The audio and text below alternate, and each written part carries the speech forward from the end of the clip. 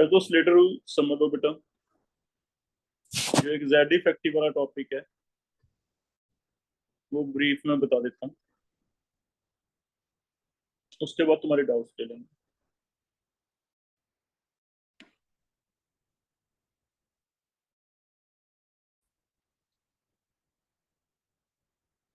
Calculations of Z effective and screening cost. हमने screening effect पढ़ा हुआ है।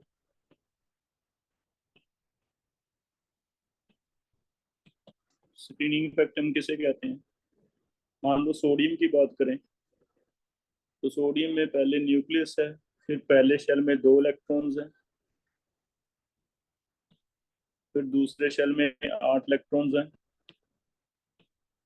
2s2 2p 6,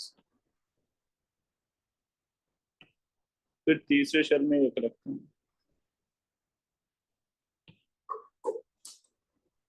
तो वैसे तो देखा जाए यहाँ सेंटर पे 11 प्रोटॉन्स हैं, 11 प्रोटॉन्स हैं, 11 इलेक्ट्रॉन्स हैं। लेकिन अगर बाहर वाले आउटर मोस्ट इलेक्ट्रॉन की बात की जाए तो हमें लगता है इस पे 11 प्रोटॉन का अट्रैक्शन है। अगर एक प्रोटॉन की अट्रैक्शन को हम डिजिटल एक नंबर देने, 1 नंबर है, तो 11 प्रोटॉन की अट्रैक्शन 11 नंबर होना चाहिए था। लेकिन एक्चुअल में इसका जो एक्चुअल अट्रैक्शन है वो कम होता है। और उसका रीजन क्या है? क्योंकि ये इलेक्ट्रॉन आपस में एक दूसरे को रिपेल करने लगे आते हैं। इस रिपल्शन की वजह से जो इफेक्टिव न्यूक्लियर चार्ज है वो कम हो जाता है, और इसी रिपल्शन को हम स्क्रीनिंग कहते हैं। जितने इलेक्ट्रॉन बीच में ज्यादा आएंगे आउटर मोस्ट शेल और न्यूक्लियस के बीच में ज्यादा इलेक्ट्रॉन आएंगे, उतना ही रिपल्शन ज्यादा होगी, स्क्रीनिंग ज्यादा होगी, जिससे जेड इफेक्टिव थोड़ा कम होता जाएगा। जितना जेड सोच रहे हैं हम, जैसे 11 प्रोटॉन सोच रहे हैं, लेकिन उसमें से कम होता जाएगा। अभी तक हमने सिर्फ इतना पढ़ा है भी जितनी इलेक्ट्रॉन ज्यादा उतनी स्क्रीनिंग ज्यादा होती जाएगी। लेकिन स्लेटर्स ने, एक साइंटिस्ट हैं स्लेटर, जिन्होंने कुछ एक ऐसे रूल्स दिए हैं हमें जिससे हम एग्जैक्टली exactly कितनी स्क्रीनिंग होएगी उसे कैलकुलेट भी कर सकते हैं। उसने इसे स्क्रीनिंग कांस्टेंट का नाम दिया है कि जितने इलेक्ट्रॉन ज्यादा होंगे उतना स्क्रीनिंग कांस्टेंट ज्यादा होगा, जिससे जेड इफेक्टिव कम हो जाएगा। इसे एक सिंबल दे दिया सिग्मा, जिससे हम Z effective Z minus sigma calculate कर सकते हैं। और सिग्मा आज हम सीखेंगे कैलकुलेट कैसे करना है। सिग्मा कैलकुलेट कैसे करते हैं? Calculation of sigma. स्क्रीनिंग ठीक है, ये वाले इन बिटवीन जो इलेक्ट्रॉन्स हैं, ये वाला, ये वाला, ये वाला, ये सारे स्क्रीन करेंगे। लेकिन स्क्रीनिंग हर इलेक्ट्रॉन की अलग अलग होती है। रीजन हमने पढ़ा है, एस की स्क्रीनिंग ज्यादा, पी की कम, डी की और कम, एफ की और भी कम। तो थोड़ा स्क्रीनिंग सबका एक जैसा नहीं रहता, सबका अलग अलग रहता है। इस वजह से अगर स्क्रीनिंग सिर्फ नंबर ऑफ इलेक्ट्रॉन पे डिपेंड करे फिर तो इजी होता, लेकिन नंबर ऑफ इलेक्ट्रॉन कौन से शेल में प्रेजेंट है उस पर भी डिपेंड करेगा। तो इसने इन रूल्स को ध्यान में रखते कुछ अपने रूल्स बनाए हैं, जिससे स्क्रीनिंग आप निकाल सकते हो कि कितने इलेक्ट्रॉन हैं, कौन कौन से शेल में हैं, और उनकी स्क्रीनिंग कितनी होगी, जिससे हम एक आइडिया लगा सकते हैं जेड इफेक्टिव। अब ये क्या रूल्स हैं? हिट एंड ट्रायल है। कुछ एक नंबर लेके रूल्स बनाए हुए हैं। क्या रूल्स हैं? दो अलग अलग कैटेगरीज में डिवाइड कर लिया इसने। हमने वैसे ही पढ़ा है डी और एफ की पुअर स्क्रीनिंग होती है, तो इनके लिए थोड़ा सा सिग्मा अलग से कैलकुलेट होगा। एस और पी वालों के लिए अलग कर दिया इसने, दो तरह की कैटेगरीज बना दी। एक एस एंड पी इलेक्ट्रॉन्स अगर इनके लिए है, इनके लिए सिग्मा अलग होगा। डी एंड एफ वालों के लिए अलग होगा। और ये कैसे पता करना है? बहुत सिंपल है। उसने 3 कैटेगरीज में डिवाइड किया है इलेक्ट्रॉन्स को, शेल्स को। वो कहता है जितना न्यूक्लियस के पास होगा इलेक्ट्रॉन जैसे ये वाले इलेक्ट्रॉन जो हैं जितना न्यूक्लियस के पास होंगे उतना ही न्यूक्लियस को ज्यादा इफेक्ट करेंगे, ज्यादा स्क्रीन करेंगे, न्यूक्लियस को ज्यादा डिस्ट्रैक्ट करेंगे इसे खींचने से। ये वाला इलेक्ट्रॉन बिल्कुल क्लोज है न्यूक्लियस के, ज्यादा डिस्ट्रैक्ट करेगा इसे। जो दूर जाते जाएंगे उतना ही डिस्ट्रैक्शन कम होती जाएगी, जिससे न्यूक्लियस का ध्यान इससे थोड़ा कम भटकेगा। तो अंदर वाले इलेक्ट्रॉन ज्यादा स्क्रीन करते हैं, बाहर जाते जाते इलेक्ट्रॉन क्या करते हैं, कम स्क्रीन करते हैं। तीन कैटेगरी में डिवाइड किया है। पहली कैटेगरी है वैलेंस शेल। वैलेंस शेल को हम एन शेल मानते हैं। फिर है N-1, फिर है N-2, N-3 and all other. सारे एक ही कैटेगरी में। ये ऐसे मानता है कि जो वैलेंस शेल के इलेक्ट्रॉन, जैसे वैलेंस शेल है, वैलेंस शेल के इलेक्ट्रॉन सबसे कम इफेक्ट करते हैं न्यूक्लियस को। जैसे जैसे न्यूक्लियस के अंदर जाते जाएंगे, न्यूक्लियस के अंदर वाला शेल थोड़ा ज्यादा इफेक्ट करता है, स्क्रीनिंग इसकी ज्यादा होगी। इसे कहते हैं पेनल्टीमेट शेल। और अगर अंदर चले जाएंगे तो और अंदर वालों को कहते हैं एंटी पेनल्टीमेट। तो ऐसे कई बार नेम दिए जाते हैं। या फिर हम इनर शेल सारे ले लेंगे। तीन कैटेगरीज हैं, कहता तीनों की स्क्रीनिंग एक जैसी नहीं है, सबकी स्क्रीनिंग अलग अलग है। जो वैलेंस शेल में इलेक्ट्रॉन्स हैं वो तो रिपेल बहुत कम करते हैं। रिपेल कम करते हैं तो याद रखो स्क्रीनिंग कम होगा, सिग्मा कम होगा। अंदर वाले शेल के इलेक्ट्रॉन न्यूक्लियस को ज्यादा इफेक्ट करते हैं, इनकी रिपल्शन भी ज्यादा होती है, जिसकी वजह से इनका स्क्रीनिंग कांस्टेंट भी ज्यादा होगा और अंदर वालों का और भी ज्यादा होगा। तो ऐसे तीन कैटेगरीज, इनकी उसने वैल्यू दे दी। S&P वालों के लिए वैल्यूज है, बाहर वाले इलेक्ट्रॉन जितने भी हैं वैलेंस शेल के उनके लिए है 0.35, उससे अंदर वाले के लिए 0.85 और बाकी सारों के लिए 1 है। पहले एस और पी के लिए एक एग्जांपल करेंगे, फिर डी एंड एफ समझेंगे। S&P वालों का सिग्मा कैसे निकालना है, ये वैल्यूज दे दी गई। इनके बेस पे हम किसी भी इलेक्ट्रॉन का, अगर वो एस में है या पी में है, हमें कहते हैं कि इसका सिग्मा निकाल लो। हम उसका सिग्मा निकाल देंगे, फिर जेड इफेक्टिव निकाल देंगे। पहले हम एस और पी वाला एग्जांपल लेते हैं। मान लो एक एग्जांपल मैं ले रहा हूँ। मान लो मेरे पास एल्यूमिनियम है सपोज। तो एल्यूमिनियम 13 होता है। मुझे कहता है इसका जो आउटर मोस्ट इलेक्ट्रॉन है वैलेंस शेल वाला, उसके लिए पता करके दो कि स्क्रीनिंग कितनी क्या है और जेड इफेक्टिव कितना क्या है। हम तो सोच रहे हैं 13 प्रोटॉन खींच रहे हैं उसे, लेकिन क्या 13 खींच भी रहे हैं जो कम रह गए? तो पता करते हैं। इसे हम ऐसे लिखेंगे बेटा, 1s2, 2s2, 2p6, 3s2, 3p1। हमें इस वाले के लिए स्क्रीनिंग निकालना है कि इस पे न्यूक्लियस का कितना इफेक्ट आ रहा है। न्यूक्लियस से ये वाले इलेक्ट्रॉन सारे इसे स्क्रीन कर रहे हैं।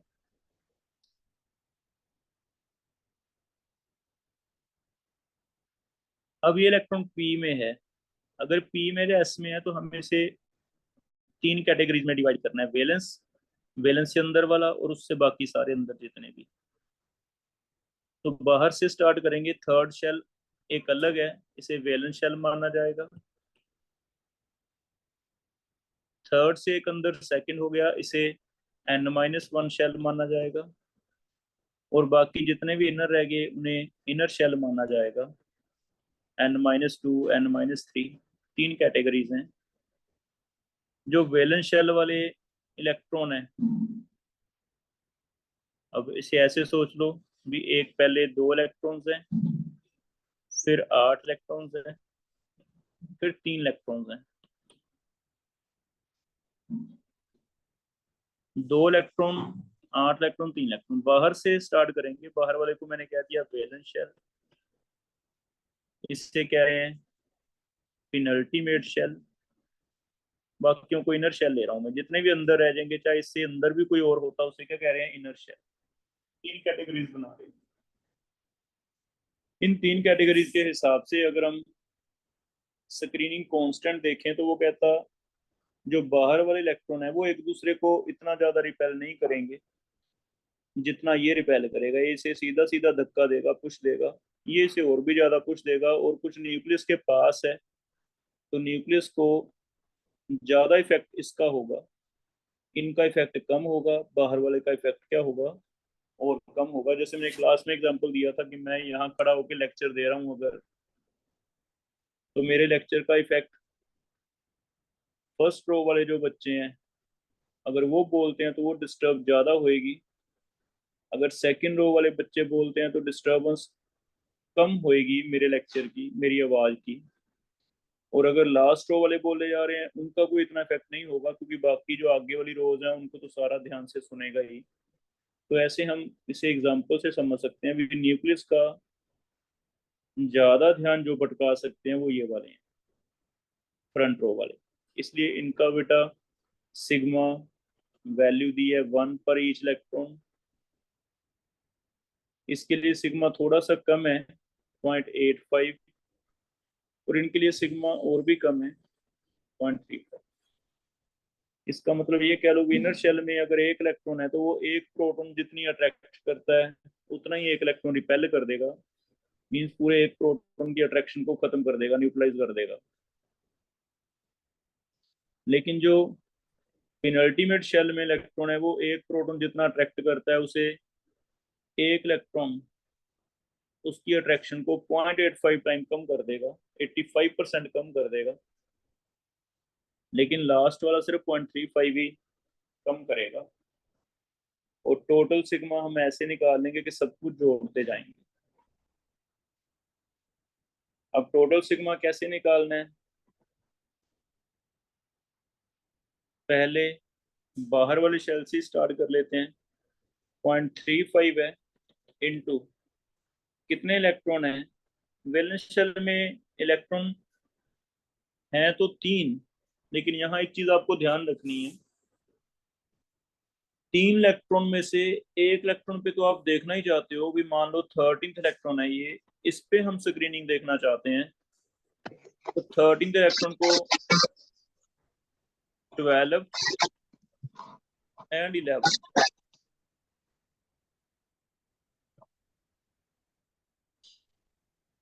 ये दो तरह के जो इलेक्ट्रॉन है,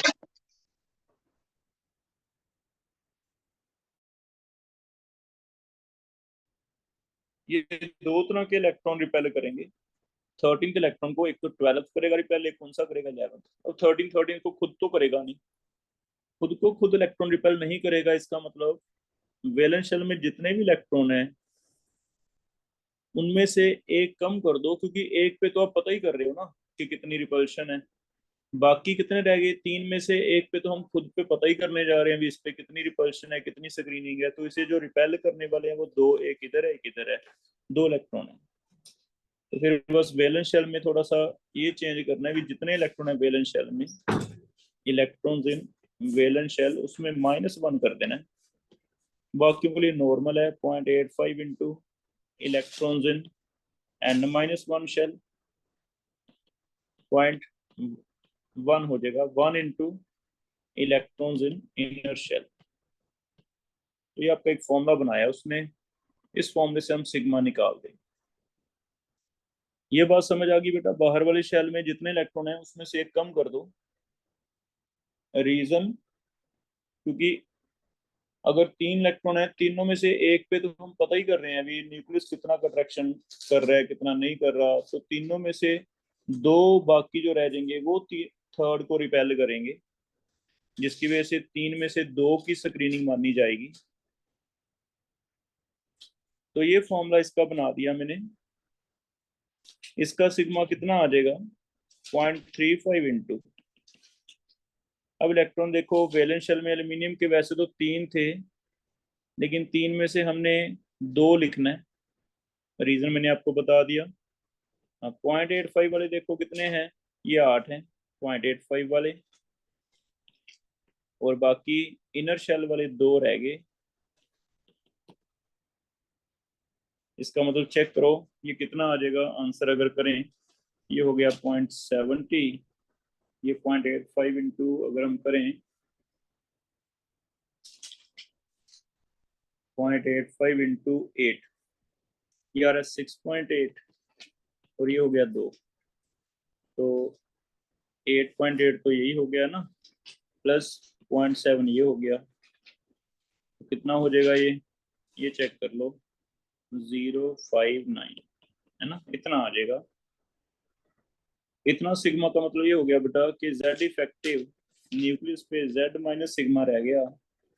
Z कितना है 13, हम तो सोच रहे थे 13 प्रोटॉन जितनी अट्रैक्शन होएगी, लेकिन आप देख लो इतना फर्क पड़ जाता है कि एक्चुअली रिपल्शन इतनी ज्यादा होगी 9.50, जिसकी वजह से अट्रैक्शन नेट कितनी रहेगी 3.5 के आसपास रहेगी, है ना। तो सिर्फ 3.5 ही अट्रैक्शन रह जाती है, इसे हम Z इफेक्टिव कहते हैं एल्यूमिनियम का। अब चेक करो, आपको ना पहले कॉन्फ़िगरेशन लिखना है, इसे ऐसे डिवाइड कर लेना है, तीसरा शेल, दूसरा शेल, पहला, फिर वैलेंस N-1 और इनर लिख लेने हैं। बस वैलेंस में से 0.35 को मल्टीप्लाई करना है, लेकिन सारों को नहीं करना, एक कम, N-1 वालों को 0.85 से, बाकी जितने भी रह जाते हैं उन्हें कितने से करना है 1 से। तो ऐसे हमने फॉर्मूला बना दिया। कुछ पूछना है बेटा चेक करो, बोल के पूछ सकते हो अगर कुछ पूछना है इसमें तो। एक दो और करके देखते हैं। मान लो फास्फोरस के लास्ट इलेक्ट्रॉन के लिए करना है, तो फास्फोरस का लास्ट इलेक्ट्रॉन कौन सा होगा, 1s2 2s2 2p6 3s2 3p3। ये शेल्स हो गए हमारे। दिस इज वैलेंस, वैलेंस में कितने आगे 5, ठीक है, आप ऐसे बना लो डायग्राम। फिर उससे अंदर वाले में कितने आ गए 8, और बाकी इनर में कितने रह गए 2, ये न्यूक्लियस है। 5 में से 4 लेंगे जिनका 0.35 मल्टीप्लाई होगा, 8 लेंगे जिनका 0.85 मल्टीप्लाई होगा, 2 लेंगे जिनका 1 होगा। तो सिग्मा देखो कितना आ गया, 2 plus 8 into 0.85 plus 4 into 0.35। Calculate करके दो कितना आ रहा है, 2 प्लस 6.8 प्लस 1.4, कितना आ गया 10.2।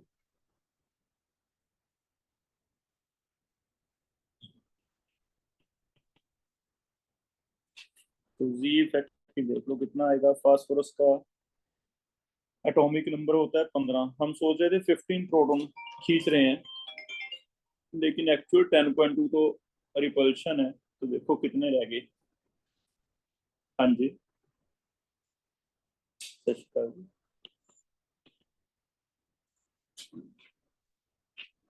हाँ जी, हाँ जी मैम। किसी बठिंडा बिलोंग करते हो?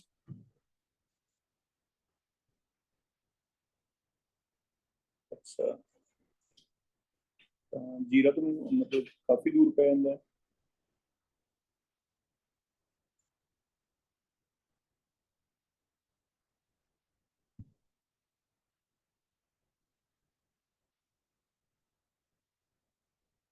अजीत रोड थे मैम, 13 नंबर गली।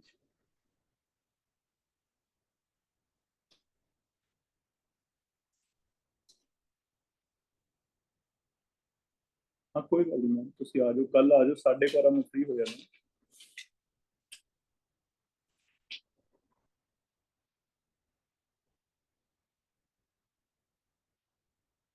हाँ,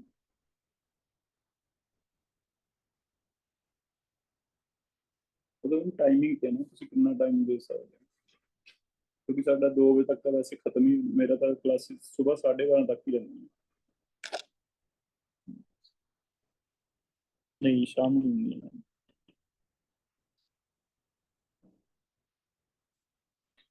तुम तो सिर्फ ये कोई पेपर चेकिंग वगैरह दे देंगे, या कोई डाउट्स ले बच्चे होंगे आउट दे देंगे।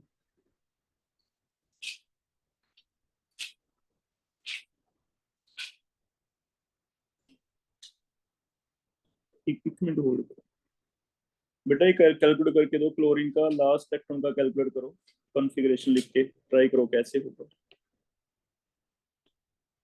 हाँ जी, वो है ना मैम, ਉਹਦਾ ਮੈਨੂੰ ਸੌਰਵ ਨੇ ਕਿਹਾ ਸੀ ਤਾਂ ਮੈਂ ਤੁਹਾਨੂੰ ਕੰਸੀਡਰ ਕਰ ਲਿਆ ਸੀ। ਤੁਸੀਂ ਆ ਜਾਓ ਇੱਕ ਵਾਰੀ, ਤਾਂ ਬੈਠ ਕੇ ਗੱਲ ਕਰ ਲਾਂਗੇ ਤੁਸੀਂ, ਕਿਉਂਕਿ ਤੁਸੀਂ ਤਾਂ ਪਾਰਟ ਟਾਈਮ ਮੇਰੇ ਕੋਲ ਆ ਰਹੇ ਹੋ ਨਾ। ਹਾਂ, ਉਹਦੇ ਕੋਲ ਨਹੀਂ, ਮੈਂ ਤੁਹਾਨੂੰ ਦੇਖ ਲੂੰਗਾ ਵੀ ਕੀ ਮੈਂ ਦੇਖੂੰਗਾ ਵੀ ਕੀ ਜੋਬ ਮੈਂ ਤੁਹਾਡੇ ਕੋਲ ਲੈ ਸਕਦਾ।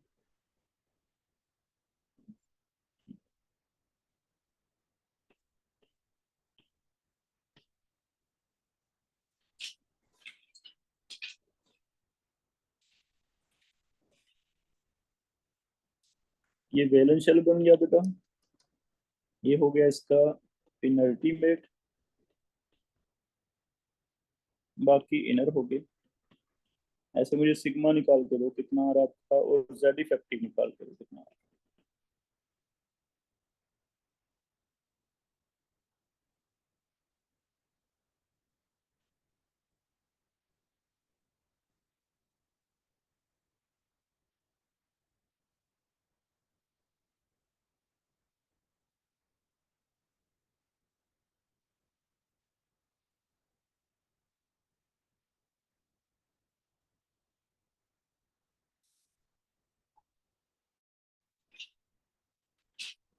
6.1 जेड इफेक्टिव आ रहा है, 10.9 सिग्मा आ रहा है। चेक करो बेटा, आ रहा है 10.9 सिग्मा।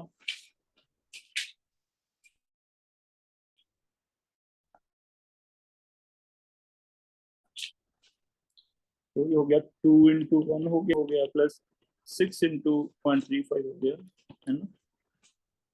चेक करो क्या सबका आ रहा है 10.1 कह रहे हो, sir 10.9 Z effective 17 minus 10.1 6.9। Check करो बेटा सबका सही है सर 10.9 आ रहा है,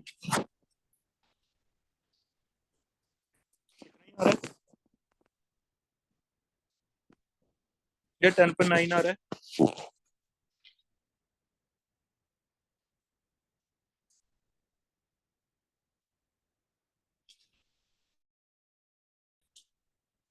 सिग्मा 10.9 आ रहा है, जेड इफेक्टिव 6.1 आ रहा है, ये 6.1 आ रहा है, ये 10.9। तो पहला चेक करो एस और पी वालों का सिग्मा निकाल पाओगे। अब हम चलते हैं डी एंड एफ वालों के लिए। डी और एफ वालों के लिए एक चेंज है, वहां ये वाला कॉलम नहीं है,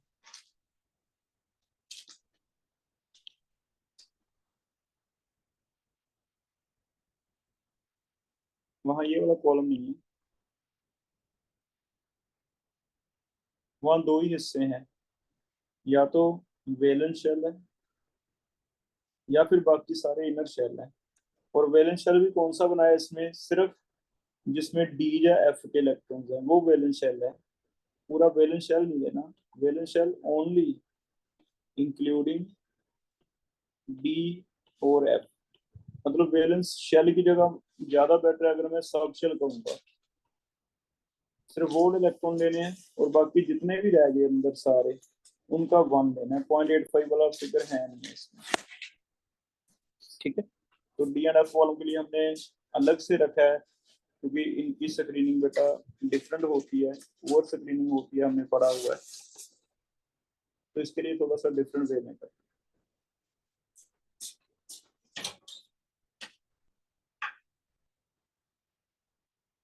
अब इसके लिए ट्राई करके देखेंगे, 0.85 वाला फिगर है ही नहीं है इसमें, ये डिफरेंस है।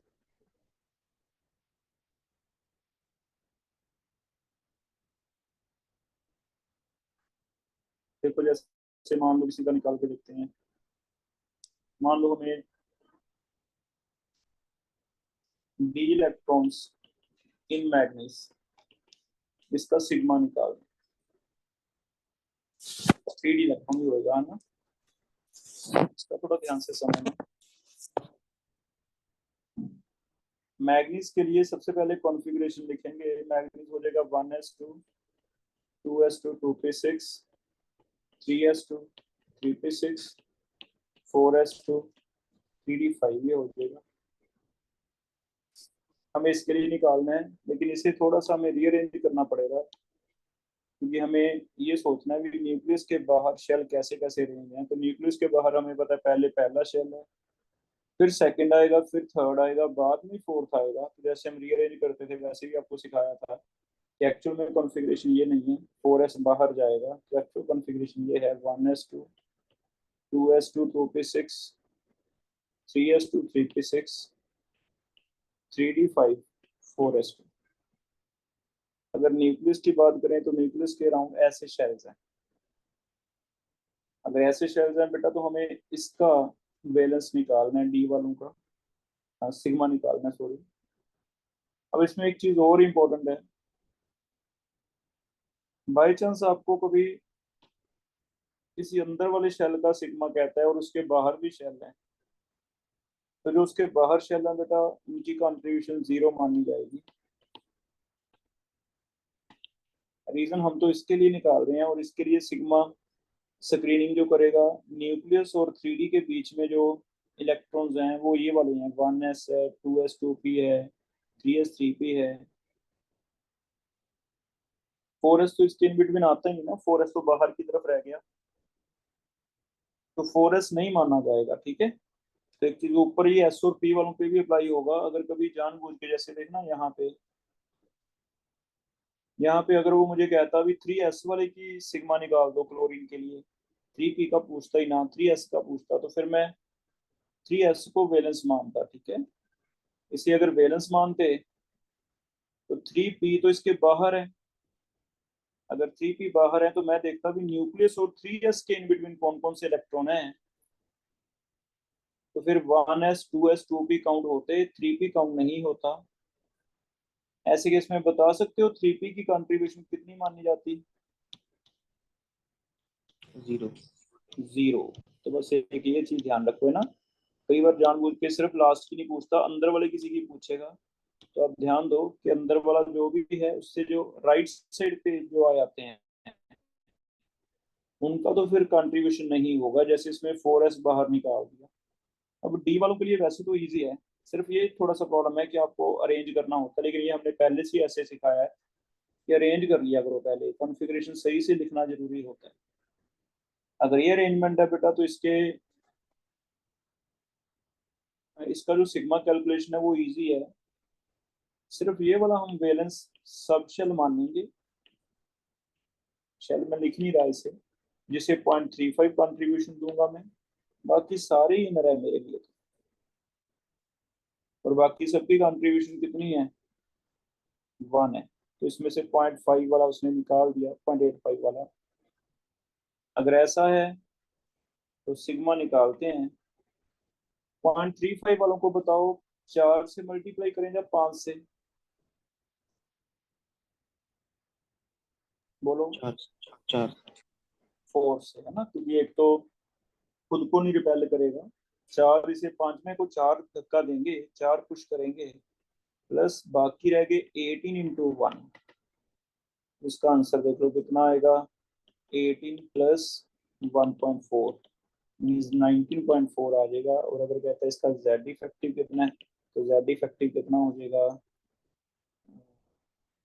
25 माइनस 9। वैसे आप निकाल सकते हैं, ठीक है। तो ये इजी है हमारे लिए। क्यों इजी है? क्योंकि बस डी वाले अलग रखने हैं, इसमें वैलेंस शेल नहीं होगा, वैलेंस सब शेल बोलेंगे, उसका 0.35, जितने भी अंदर हैं वो सारे 1। और एक चीज हमने और सीखी इसमें कि जो बाहर आ जाते हैं इलेक्ट्रॉन्स उनका कंट्रीब्यूशन 0 मानते हैं, क्योंकि हमें तो यहाँ तक और न्यूक्लियस के बीच में इलेक्ट्रॉन चाहिए, कितने हैं उनका हमने निकालना, ठीक है। आयरन का निकाल के देखते हैं, या कोबाल्ट का, किसी का भी चल निकाल लो। कॉपर का निकाल के देखते हैं, कॉपर के डी का, कॉपर के 3D का पता करके दो मुझे। कॉपर का कॉन्फ़िगरेशन रहता है 1s2 2s2 2p6, 3s2 3p6, 4s2 3d9, लेकिन हमने इसे एक्सेप्शन पढ़ा था, ये कर लिया था। और एक इसे चेंज कर दो, ये इधर ले लो, ये इधर ले लो, दोबारा रीअरेंज करके लिखो।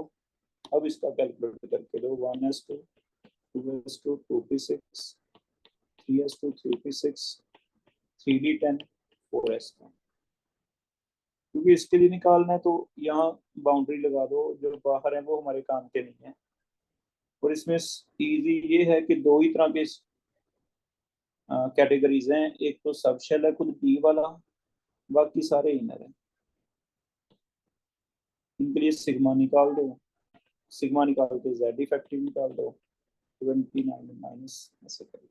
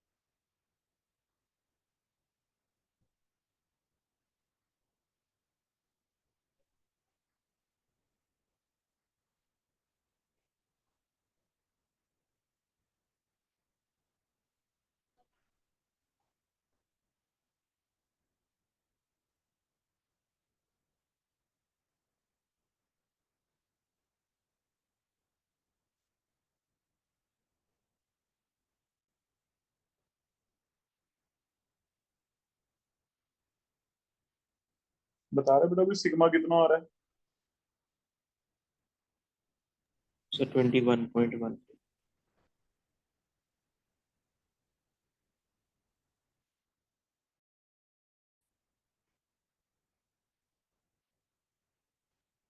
21.15। ठीक है सर,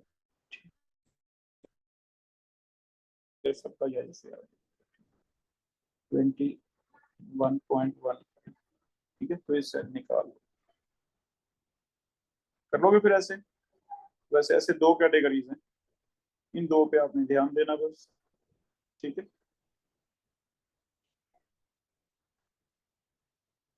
एक दो और कर लो, ट्राई करो।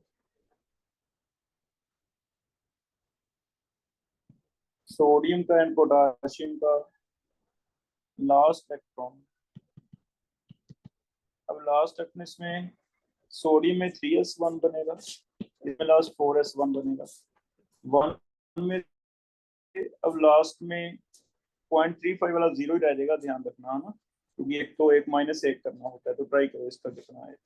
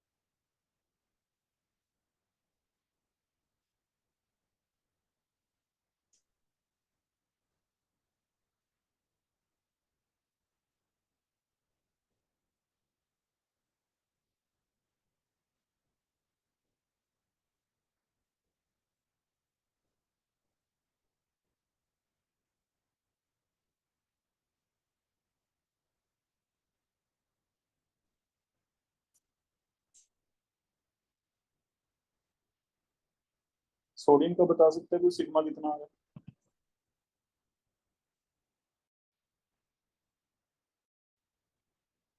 एट पॉइंट एट एंड 2.2, ठीक है गुड।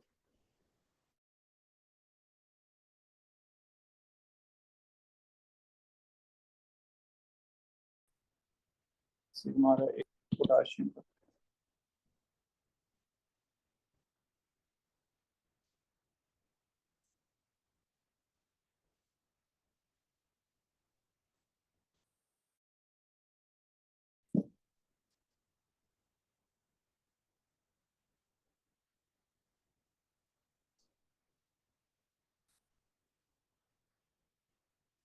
यस सही है।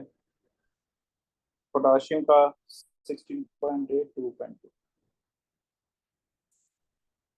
पोटाशियम का सिग्मा आ रहा है 16.8। जेड इफेक्टिव आ जाएगा 19 माइनस 16। ठीक है, तो सोडियम देख लो 1s2 2s2 2p6 3s1।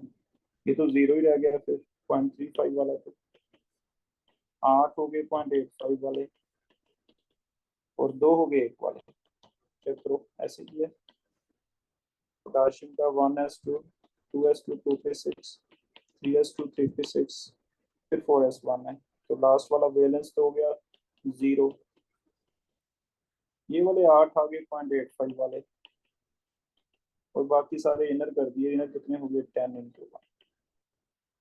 तो चेक करो ऐसे निकाला है, कोई डाउट है इसमें?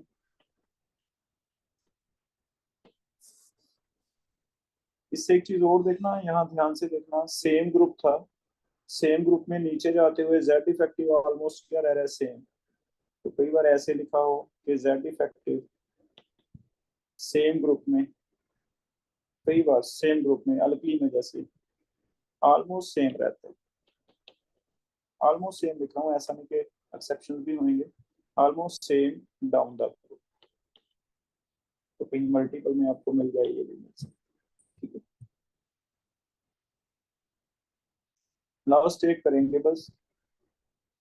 आयरन है, इसके लिए सिग्मा दोनों का पता करना है, एक तो 4s वाले इलेक्ट्रॉन का, एक 3d वाले इलेक्ट्रॉन का, दोनों का पता करते हैं। पहले सिग्मा 4s का पता करते हैं। तो आयरन का कॉन्फ़िगरेशन हम लिखेंगे 1s2 2s2 2p6 3s2 3p6 4s2 में आगे रख रहा हूँ, 3d6 पहले लिख लिया। अगर तो डी वन पता करना बेटा, फिर तो ये हमारा सबशेल बैलेंस हो जाता है, जिसमें पहले 4s का पता करें। चलो 4s का पता करते हैं। अगर 4s का पता करना है, फिर ये हमारा वैलेंस हो गया। वैलेंस 4s में एक हो गया, जिसके 0.35 हो गए। इसके बाद लेना होता है 0.85 वाला। 0.85 वाला पूरा पेनल्टीमेट शेल, थर्ड शेल माना जाएगा, क्योंकि चौथा अगर वैलेंस है तो थर्ड पेनल्टीमेट होगा। ये वाले सारे क्या होंगे, इनर होंगे। इसमें 3 हिस्से होंगे, वैलेंस n-1 पेनल्टीमेट 0.85 वाला, और बाकी इनर है। तो चेक करो ऐसे आ जाएगा 14 × 0.85 प्लस 10 × 1। चेक करो ये कितना आ रहा है।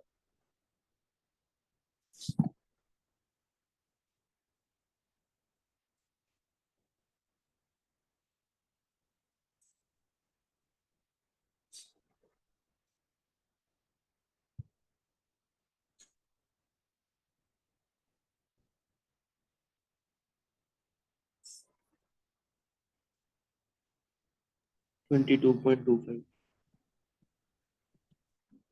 तो हम इसका जेड इफेक्टिव निकाल सकते हैं। 26 माइनस 22.25 मीन्स 3.7।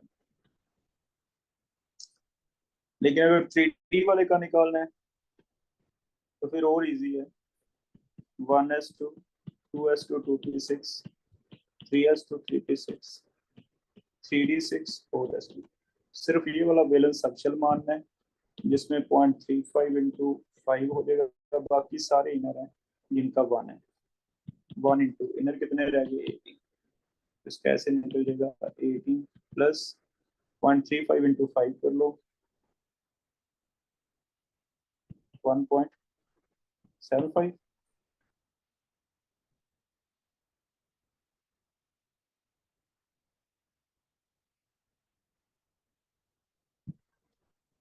कितना हो गए 19.75 आ गया।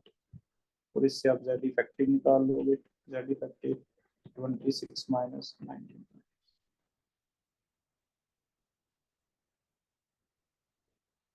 कर लोगे बेटा। इट मींस डी वाले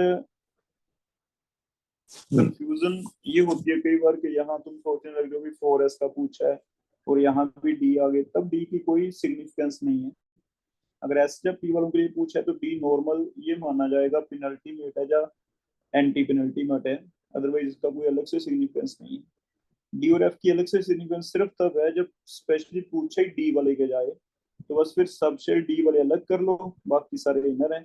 तो ऐसे दो कैटेगरीज हैं। ये मैंने टेबल बना दिया, बहुत सिंपल टॉपिक है, इसे आप इजीली कर सकते हो। ठीक है, ये वाला टेबल है, कर लोगे बेटा ये? अब जो जेड इफेक्टिव वाला इसमें टॉपिक दिया हुआ है, क्वेश्चन उसमें से रह गए हमारे, तो तुम करके देख लेना। ठीक है,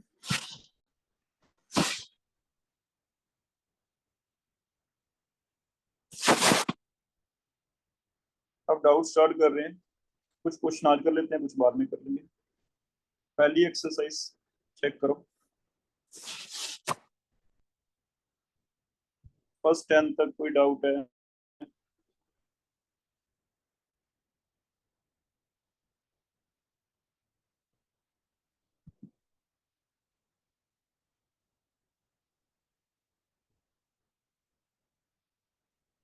फर्स्ट 20 तक कोई डाउट है? फर्स्ट टॉपिक में कोई भी डाउट है? 52 क्वेश्चन हैं, इनमें से देख लो, कोई भी डाउट है चैट में लिख लो। फर्स्ट 52 में से।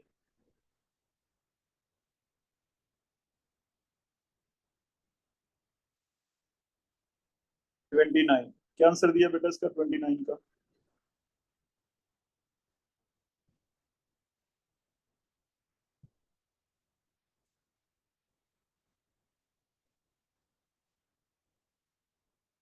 29 है पहले। 29 is orbital can have maximum 4 electrons, then how many electrons can be present in 8 period?